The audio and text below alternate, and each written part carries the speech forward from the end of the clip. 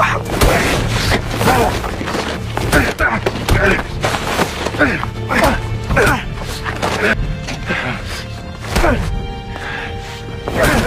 のうちに寝とこうかな。무료로 들어요. 최면수? 요괴 중에 환수.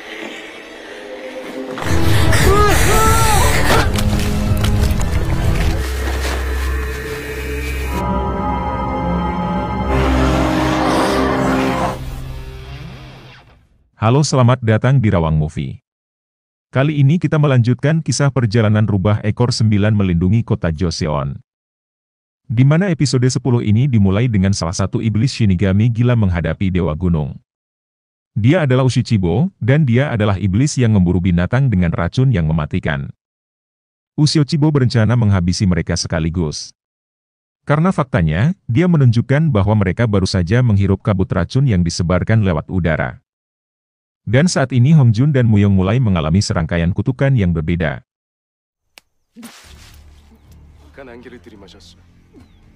Uchichibo memberi mereka waktu 1 jam, jika tidak mereka akan mati kehabisan darah karena racun ini.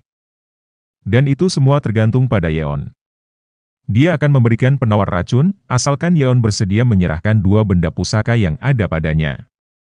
Yeon mulai bergerak maju seolah-olah menuruti keinginan Uchichibo, tapi itu semua hanyalah tipu muslihat saja. 3 Dewa Gunung bekerja sama melumpuhkan Uchichibo, dan meminta obat penawarnya. Atau jika tidak, mereka akan menyiksanya hingga mati.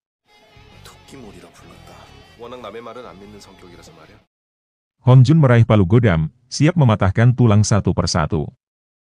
Teriakan Uchichibo didengar oleh tentara bayaran Shinigami yang lain. Mereka menyadari apa yang terjadi dan bergegas mencari Uchichibo. Uchichibo mencoba memberikan serangan racun mematikan ke arah Hong Jun. Untung saja Yeon dengan cepat melindungi gadis tersebut. Hong Jun kemudian menyerang iblis itu dengan keras sampai dia mati.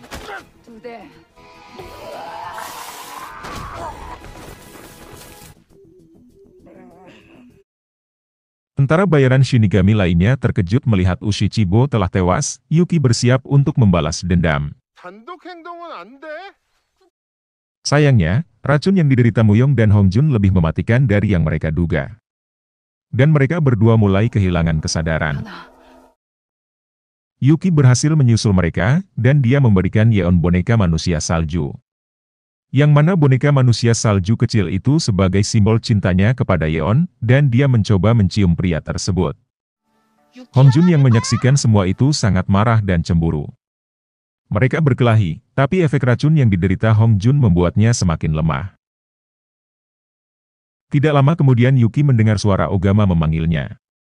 Dia lalu bergegas pergi, tapi Yeon berhasil mengejar. Ternyata Yuki adalah perwujudan roh salju, yang mengandalkan kekuatan es untuk melumpuhkan musuh-musuhnya. Yeon mencoba membuat kesepakatan dengan Yuki, di mana dia akan menyerahkan penggaris emas untuk ditukarkan dengan penawar racun. Sementara itu di Hotel Bando, seluruh kawanan Yacha mengubah penghuni hotel menjadi pasukan zombie yang mengerikan. Rang dan Yohei tampaknya tidak memiliki jalan keluar, sampai bos bandit melompat masuk membuka jalan buat mereka berdua.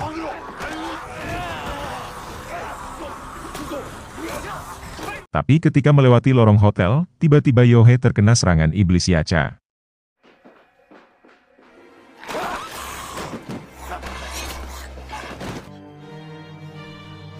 Rang membawa Yohei ke dalam kamar. Di sana dia mencoba menghisap darah Yohei untuk mengeluarkan racun.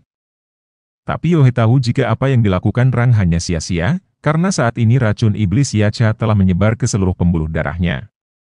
Di sini Rang akhirnya mengakui jika dia benar-benar mencintai Yohei. Kejadian itu berawal ketika dia melihat Yohei bernyanyi di kafe. Saat itu Rang dalam keadaan putus asa dan berencana ingin bunuh diri karena merasa dicampakkan oleh Yeon. Namun ketika dia menyaksikan Yohei bernyanyi dengan wajah bahagia, Rang kembali memiliki motivasi dan kepercayaan diri untuk tetap hidup.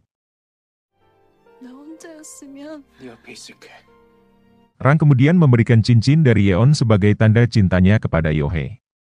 Mulai sekarang dia berjanji akan selalu berada di sisi wanita yang dicintainya itu. 나는 사소한 불행에도 툭하면 넘어. Tapi Yohe mulai mengalami demam tinggi, yang menandakan jika gadis itu dalam keadaan sekarat. Rang membaringkannya di tempat tidur, dia berjuang untuk menahan air matanya. Namun kemudian Yohe mulai tak sadarkan diri akibat luka yang dideritanya. 여야, 정신 차려! Di tempat lain Sumbu pergi menemui Hejia, dan menceritakan jika dia telah dijodohkan oleh orang tuanya untuk menikahi Jenderal Kato. Hejia yang mendengar kabar tersebut sangat terkejut, dia lalu mengatakan jika Jenderal Kato bukan manusia. Hejia lalu menceritakan pengalamannya dulu ketika Jenderal Kato ingin membunuhnya. Sunwoo yang mengetahui hal tersebut kaget, tapi dia sadar jika kekuatan yang mereka punya sekarang tidak mungkin sanggup melawan Jenderal Kato. Oleh sebab itu mereka lalu menyusun sebuah rencana. Sunwoo kemudian menemui orang tuanya, dan berkata jika dia bersedia menikahi Jenderal Kato. Di dalam dunia lukisan, Yeon memberikan penawar racun kepada Hongjun dan Muyong. Tapi kedua temannya itu curiga jika Yuki mungkin telah menipu mereka. Yeon lalu memutuskan untuk mencoba pil itu terlebih dahulu, dan untungnya, pil itu benar-benar penawar yang asli. Tapi Yeon memiliki syarat untuk menyerahkan penawar ini. Dia meminta mereka harus setuju untuk membantu melacak dan membunuh tentara bayaran Shinigami, dan kembali bekerja sama seperti dulu. Yeon mengakui jika dia membutuhkan bakat Muyong, mengingat wanita salju itu mungkin hanya bisa dikalahkan oleh Muyong, karena dia memiliki kekuatan api. Kembali ke Hotel Bando, Jeyu memberitahu Rang jika masih ada cara menyelamatkan Yohe. Sebelumnya Jeyu mendengar percakapan Hongjun dan Muyong, di mana putik bunga iris mampu mengatasi virus iblis Yacha tersebut. Shinju berkata jika sebelumnya dia pernah melihat bunga tersebut di dapur hotel. Dan tanpa pikir panjang, mereka pun bergegas ke sana untuk mengambilnya. Yeon, Hongjun, dan Muyong menyusun rencana untuk menghadapi 3 iblis Shinigami yang tersisa. Selain Yuki, masih ada Ogama Iblis Kodok yang telah berusia berabad-abad dan sangat kuat. Yeon berpikir jika yang ketiga adalah pemimpinnya, tetapi mereka belum mengetahui apa kekuatannya. Jadi Yeon memutuskan jika dia akan mengejar iblis yang ketiga itu. Ketika Yeon akan pergi, Hongjun tiba-tiba mendekat untuk memberikannya pelukan, dan menyerahkan beberapa senjata.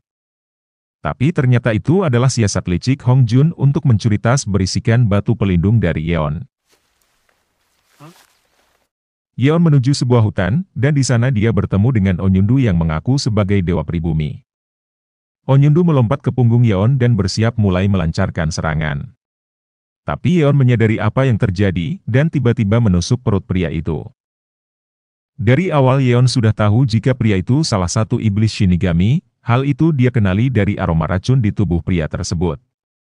Tapi tiba-tiba Onyundu meluncur ke arah Yeon dan memeluknya erat-erat, dan mulai melancarkan kemampuan khususnya. Dia adalah iblis pengubah jiwa, sehingga saat ini Yeon berada di tubuh pria tua tersebut. Untung saja pusaka batu pelindung dicuri Hongjun. Sehingga ketika Onyundu memeriksa sakunya, dia tidak menemukan benda pusaka tersebut.